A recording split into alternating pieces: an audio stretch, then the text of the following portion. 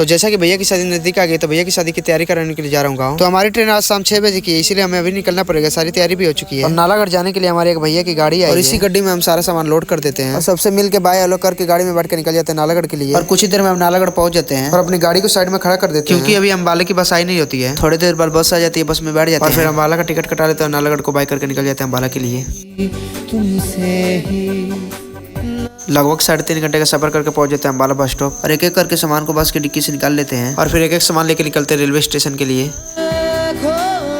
और थोड़ा सा चलने के बाद पहुंच जाते हैं रेलवे स्टेशन और हमारी ट्रेन 2 नंबर प्लेटफॉर्म पे आएगी और इसलिए हम सामान लेके जाते हैं प्लेटफॉर्म 2 पे। और सीढ़ियों से ऊपर आते हैं, देखते हैं कि इतनी भीड़ है जैसे कि कहीं मेला लगा है। खैर छोड़ो ये सब, भीड़ को चीरते हुए पहुंच जाते हैं प्लेटफॉर्म 2 और यहाँ के पता चलता है कि हमारी ट्रेन 4 घंटे लेट है। पहले हमारी ट्रेन 6 बजे आने वाली थी, अब आएगी 10 बजे। तो इसलिए हम अपनी ट्रेन का प्लेटफॉर्म पे वेट करते हैं। और ये 1 नंबर प्लेटफॉर्म पे इतनी भीड़ इसलिए हो रही है क्योंकि हरियाणा एक्सप्रेस आ रही है और मैं अपनी ट्रेन का वीडियो बना नहीं पाया क्योंकि भीड़ बहुत थी। और स्लीपर बोगी को जनरल बोगी बना दी, जिनका टिकट भी नहीं वो भी घुस पड़े हैं। रात के 12 बजे रहे, मैं खाना वाना खा के सो जाता हूँ और फिर उठता हूँ सुबह के 8 बजे और ट्रेन किसी स्टेशन पर रुके रहते तो मैं उतरता हूँ खाने का सामान लेने के लिए। मैं खाने के लिए अमरूद लेता हूँ और फिर जाके बैठ जाता हूँ ट्रेन में। और हमारे लंबो भाई ऊपर बैठ के सेब खा रहे होते हैं।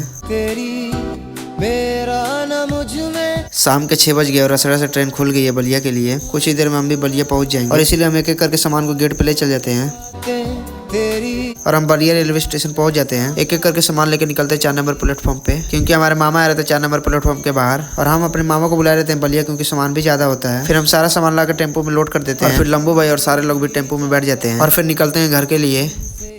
मिल जाता और फिर हम पहुंचते हैं सिकंदरपुर मिठाई की दुकान पे और यहाँ से मुझे मिठाई लेना था तो मैं जाता हूँ मिठाई लेने। और ये मिठाई क्यों ले रहा हूँ चलो बताता हूँ आगे। और मिठाई लेके आते हैं टेम्पो के पास और ये मिठाई इसलिए था क्योंकि हमारी दीदी यहाँ से अपने घर जाएंगी। मम्मी बोली थी कि मिठाई लेके आओ, मिठाई के बिना तो विदाई अधूरी रह जाती है। और फिर दीदी को मिठाई देके विदा कर देते हैं। उससे पहले हम अंकुश से मिलते हैं और अंकुश अपनी नानी को किसी देता और एक किसी सबको देके चल जाता है अपने घर।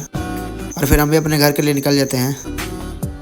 आधा सा वादा कभी और फिर हम भी घर पहुंच जाते हैं और फिर एक एक करके टेम्पो में से सामान निकाल के घर में ले जाते हैं और सामान ला के घर में रख देते हैं। आज के लिए इतने मिलते हैं, अगले ब्लॉग में तब तक के लिए बाय।